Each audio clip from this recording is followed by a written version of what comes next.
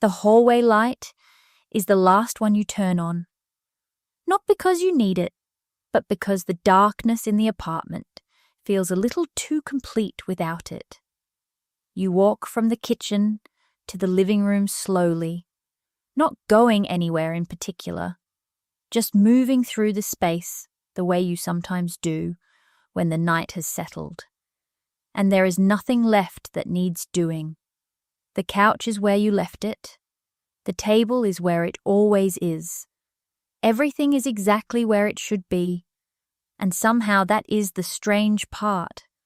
How still it all looks, how unchanged, as if the room has been waiting in exactly this position since you left this morning, and has simply held itself there, patient and quiet, while the day moved through you and left you here again. You pass the window without stopping. The city is still going somewhere out there, lights moving in slow lines, someone turning a corner, a door somewhere closing. You notice it the way you notice weather, present, real, but not quite for you right now. There is a particular kind of walking that happens late at night in a quiet apartment. It is not pacing. It is not restlessness. It is something quieter than both of those things, something that does not have a clean name. You are not looking for anything. You are not forgetting anything. You are simply present in the space in a way that the daytime does not allow, moving through rooms that belong entirely to you at this hour, aware of the floor under your feet, the particular sound the refrigerator makes when the apartment goes silent enough to hear it. These are the details that disappear during the day, the hum, the small tick from somewhere near the window, the way the kitchen light makes a soft square on the floor when the rest of the lights are off. At night they come back, quiet and familiar, like parts of the apartment that only appear when the rest of life steps back. You stop in the kitchen without deciding to. You might make tea, you might not.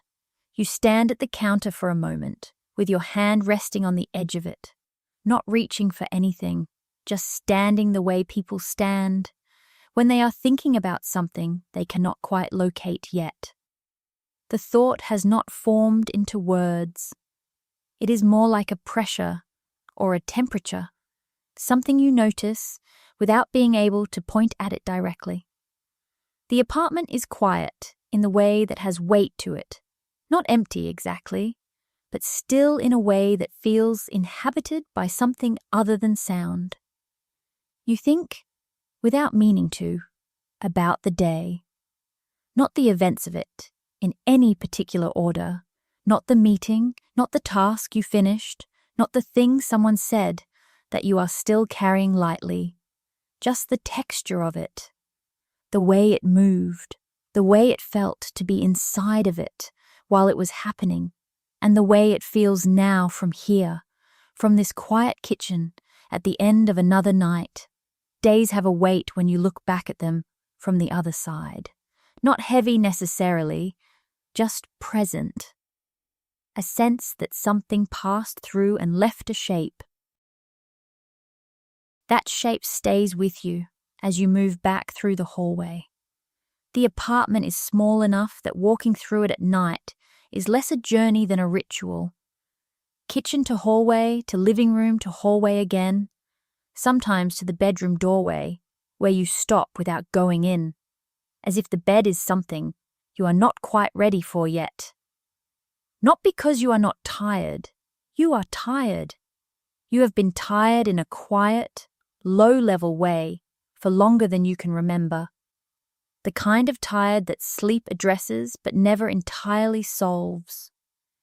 It is more that the night feels like a room of its own, a part of the day that belongs only to this hour, and once you enter the bedroom and close your eyes, the night will be over, and tomorrow will begin to arrange itself, and you are not ready yet to let that happen. So you stay in the in-between. The living room couch, the kitchen counter, the hallway where the light is still on. These are the territories of late night in an apartment, the places you occupy when you are present in the space but not quite settling into it. You have done this before. Many nights before this one, there is a version of this that used to feel like loneliness, and you have moved through that version enough times that you can feel the difference now between loneliness and simply being alone. Being alone at this hour feels less like an absence and more like a fact, neutral and real. The way the refrigerator hum is a fact. The way the square of light on the kitchen floor is a fact. You think about what the day asked of you, not in specific terms, but in aggregate. The energy it required, the attention it drew from you, steadily across the hours, the way you moved through meetings and tasks and conversations and small decisions without stopping to notice how much of you was being used. This is how weekdays work. You give yourself to them in increments so small that no single moment feels like much. And then it is night, and you are standing in a quiet hallway, and the total is larger than any individual piece suggested it would be. It is not a complaint, exactly. It is an observation. The day is a long thing, and it takes a long time, and you are standing here at the end of it, with the remainder of what it left you. The apartment at night holds things the daytime version of it does not. Daytime apartments are functional, places where coffee is made, where bags are picked up from, where phones are checked before leaving. They exist in relation to what comes next. The night apartment is different. It exists in relation to nothing. It is simply the place itself, with its particular shadows and its small sounds and its furniture, arranged the way you arranged it when you first moved in and have not thought much about since. The chair by the window, the shelf with the things on it that you meant to sort through and have not yet sorted through, the plant that is doing better than you expected it to. These things exist at night in a way they do not quite exist during the day.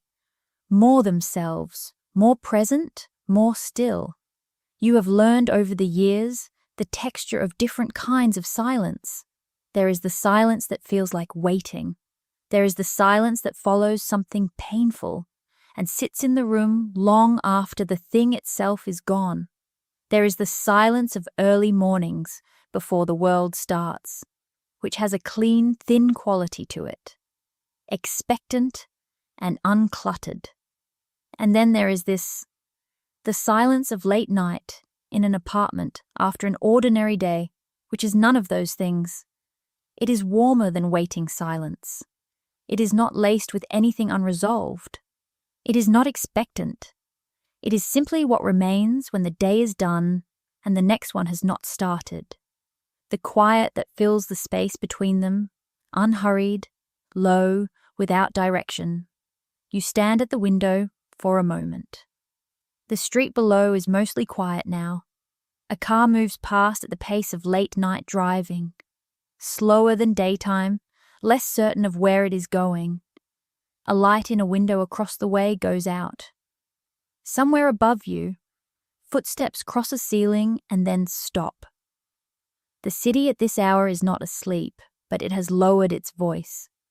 You watch it for a minute, without thinking anything in particular, just watching, just standing there in the dark of your own window, while the city goes on being what it is. That is the thing about standing at a window while the city goes on being what it is. At some point, something shifts in it, small enough that you almost miss it. The light across the way goes out, and the window shows something slightly different than it did a moment before. Someone over there is done with their night too. They have made the decision you have not quite made yet. have crossed into sleep, have let the day go. You think about this briefly, without sentimentality. Everyone in the city is somewhere in the same span of hours right now. Some of them sleeping, some of them still moving through the middle of their night, the way you are moving through yours. There is something that is almost comfort in that. Not company exactly, but a kind of parallel that makes the quiet feel less singular. You have been alone in apartments before. Many apartments, across different periods of your life, each with their own specific silences, their own particular arrangement of shadows. An earlier apartment where the pipes made noise through winter and you learned to sleep through it. One where the neighbour's television was a low constant in the evenings, barely audible, just enough to make the nights feel occupied by something other than yourself. This apartment, you have moved through these spaces as you have moved through years, gradually, without marking the transitions clearly, arriving in each new version of your life without quite knowing when you crossed from the previous one. This is the thought that surfaces in quiet apartments late at night. Not a dramatic thought. Not a thought that requires anything of you. Just the recognition that time has passed in ways that are hard to trace from the inside. That the person standing in this kitchen at this hour is continuous with earlier versions of themselves, but not identical. That somewhere between the apartments and the years, something shifted that you could not name at the time and can only partially name now. The shift feels less like a loss and more like a distance, not from something specific, but from an earlier sense of how things would eventually feel. You had an idea about adulthood once, the way everyone does. The idea was not exactly wrong.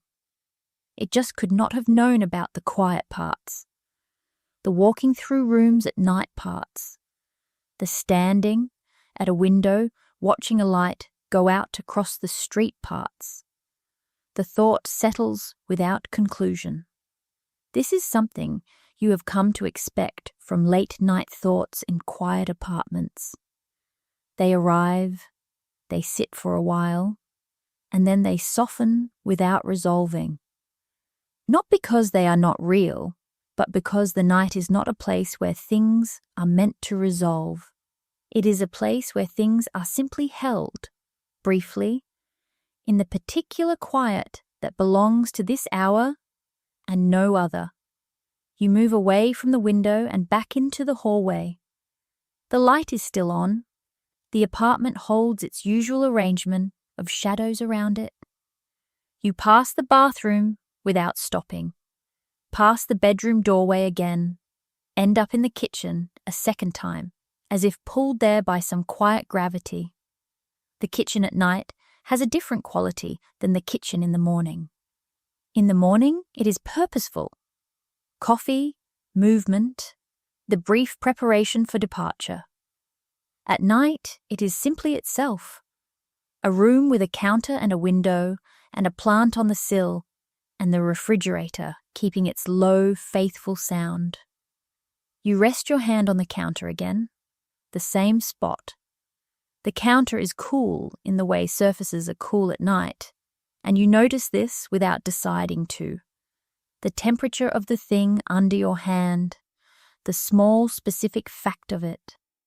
These are the details that ground you when thoughts become too large for their containers. The coolness of a counter, the sound of the refrigerator, the light the city makes when it comes through the window and rests on the floor in a pale, imprecise shape. The coolness of the counter is the kind of thing you would not be able to explain to someone if they asked what you were doing tonight. You were walking around your apartment, you would say. You were standing in the kitchen, you were looking out the window, and this would be accurate. and also entirely insufficient, because what was actually happening was something that does not translate cleanly into description. A kind of private settling that happens when the day is finally behind you and the night is fully itself and the apartment is quiet enough that you can hear yourself think without the thought arriving as anything in particular. It is not meditation. It is not processing. It is closer to what a house does after everyone in it has gone to sleep. A gentle returning to itself. A release of the tension that accumulates through the hours of being used. You have always done this, some version of this, though you have not always recognized it as a thing you were doing. Earlier in your life, the nighttime moving through rooms was accompanied by more noise. A television on somewhere, music, a phone in your hand, scrolling through something. The quiet was something to be filled. You remember this now, standing in the kitchen, how the silence used to feel like an accusation, as if being alone in a quiet room late at night was evidence of something missing, something you were supposed to have or be doing or be with. That feeling has changed over time. You cannot say exactly when it changed. There was no single evening where it shifted. It was more like a gradual adjustment, an accommodation your inner life made to the reality of being a person who sometimes spends quiet nights alone in an apartment, until one day the quiet stopped feeling like evidence of anything and simply started feeling like what it was. What it is now feels something like this: a room that belongs to you completely, with all its small, familiar sounds, and enough space inside the quiet to let a thought travel its full length before it disappears. You do not have many places like this in your life. Daytime does not offer much space of this kind. Daytime is responsive. It presents you with things that require you, and you respond, and the response generates more things that require you, and the chain continues until you are here, standing at the kitchen counter at this hour, and the chain has stopped for the night.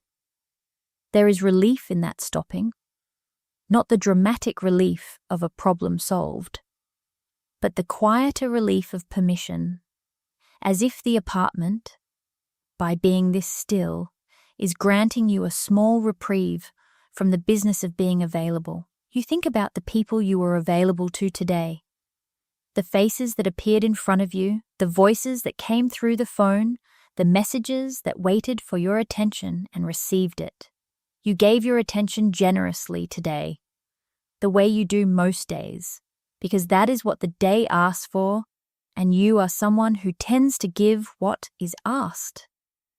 And here is what you notice, standing in the kitchen in the quiet of late night, that giving does not feel like a loss. It does not feel like something that was taken from you.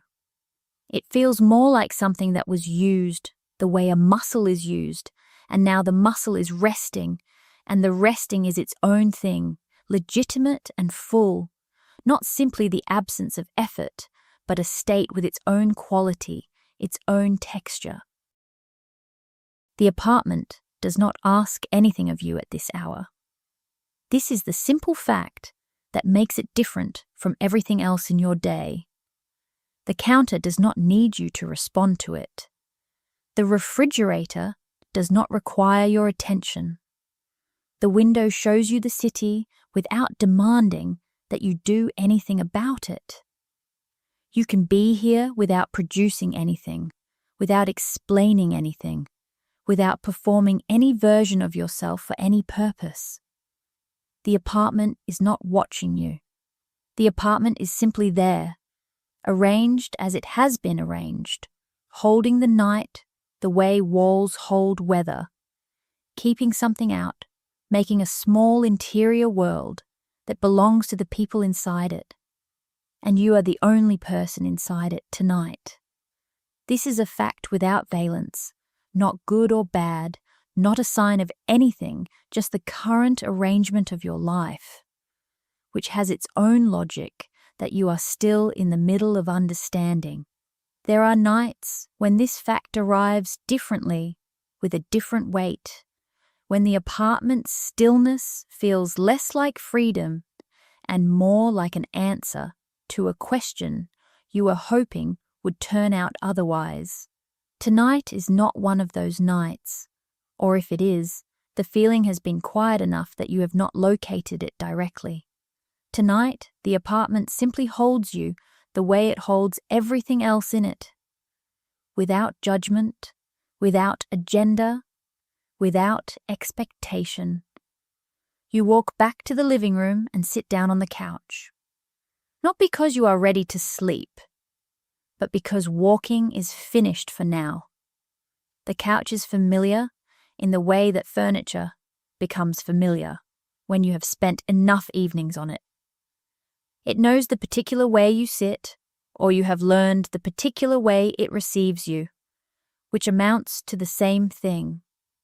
You sit and you look at the room, the hallway light from the other end, the shape the window makes on the far wall, the things on the shelf, slightly in shadow, still exactly where they are.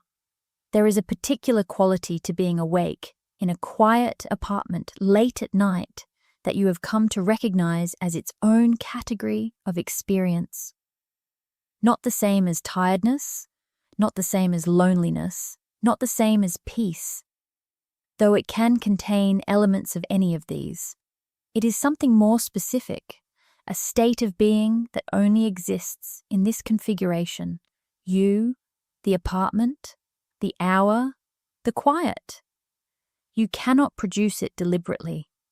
It arrives when the conditions are right, when the day has been long enough and the night has settled fully, and there is nothing left to do but be in the space. On nights when it arrives, you tend to stay in it for a while. You tend not to rush it towards sleep. You sit with it the way you sit, with something that will not stay forever, and that you have learned, slowly, to receive while it is here. Outside the window the city continues at its nighttime pace, unhurried, reduced, going about its particular business in the dark. Somewhere, a door opens and closes. A train sounds at a distance, a low note that the night carries further than it would travel during the day. The refrigerator hums. The apartment is quiet in the way it is only quiet at this hour, fully itself, holding everything in it with the same patient stillness. That stillness is what keeps you on the couch a little longer. Not the refrigerator hum, exactly. Not the window, not any single thing. Just the quality of the quiet itself, the way it sits in the room without asking anything of you. You think, for a moment, about the morning. Not about what it will require, not about the day that will build itself from its first hour, but about the apartment itself in morning light.